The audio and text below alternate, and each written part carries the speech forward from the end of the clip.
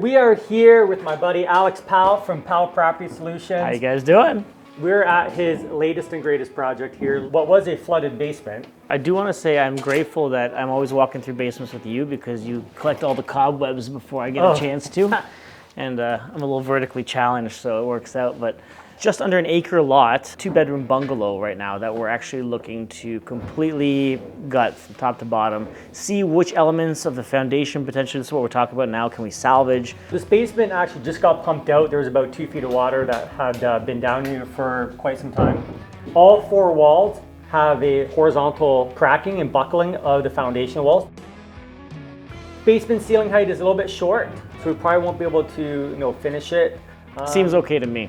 Just saying. We're here with our contractors, we're here with the design team to put together a plan of action for this house and how we should tackle it. What stuff has to get fixed, like the cracks in the wall and the septic, and taking trees down, fixing the deck, some other features like a detached garage and other plans. We want to turn this kind of turd of a property into something that a new homeowner, first-time home buyer, someone who's looking to get into the country is going to be proud to call home, something that they're not going to walk in and have a bunch of issues following them. So we're going to make sure all the ground up stuff, the plumbing, the electrical, the foundation, all that kind of stuff is taken care of, done, peace of mind for somebody who's coming to buy it. And then of course we want to give it the aesthetic curb appeal that looks like a cute kind of country home that fits into the area that we are in. Okay, so the first conceptual idea that we have, and obviously still up to, once we get into the design and see what kind of limitations there are. So we're looking to add 2 bedrooms here where the kitchen, kind of living, dining area is already. And then on the other end, we'd be extending, not this wall, but the other wall, be extending that out. So when you open up the door, it'll swing into like a nice open concept.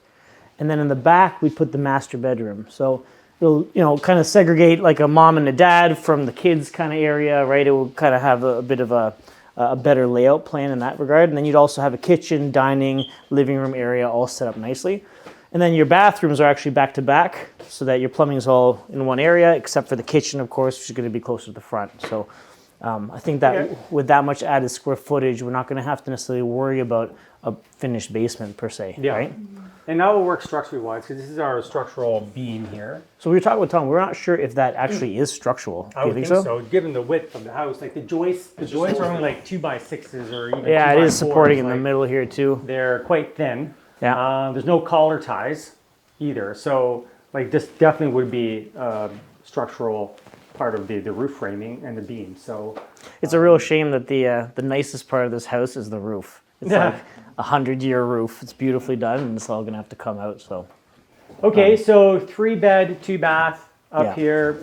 A little side addition to bump out some more square footage. Once we confirm the septic tank location or the leaching bed out there, if we can actually go out that way.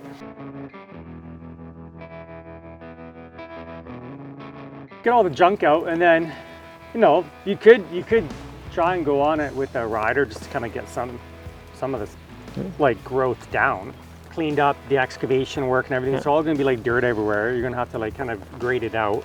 The only reason I'm even contemplating it is time for it to germinate, or what do they call it? So if you're tilling, seeding, and then you got to wait like 2 months for the grass to come up, right? So it's almost like one of those things that you want to do right at the start, so that by the time you're ready for resale, the place looks nice. If you want a dryer, it's yours.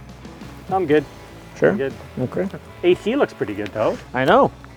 Actually, the furnace wasn't bad inside either, but it was underwater for a while. So we did one in St. Catharines. We put the whole house on these piles, and like we blew the foundation walls out, and we rebuilt the foundation walls. I'm really hoping to avoid that this time around. All 4 walls need to get done. They're all buckling. All waterproof. So would be either strapping or steel I-beams. Yeah, that would be the easiest. We need to consult with the structural engineer anyways about that. I've got a structural engineer will have to sign off on it regardless.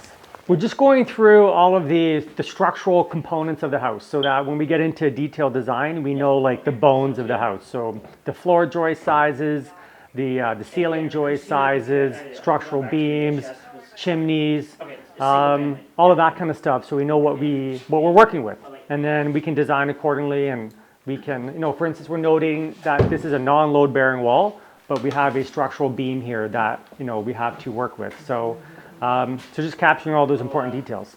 So Chris is just measuring the floor joist sizes right now. And kind of taking some notes of the attic space up there. So we have that on the drawings. True 2x4. True 2x4 ceiling joists. So here's the house, but if you look at the back lot, ours actually ends probably right around here, right? So that's where that back has now probably been severed. The property records request and see what they have on file.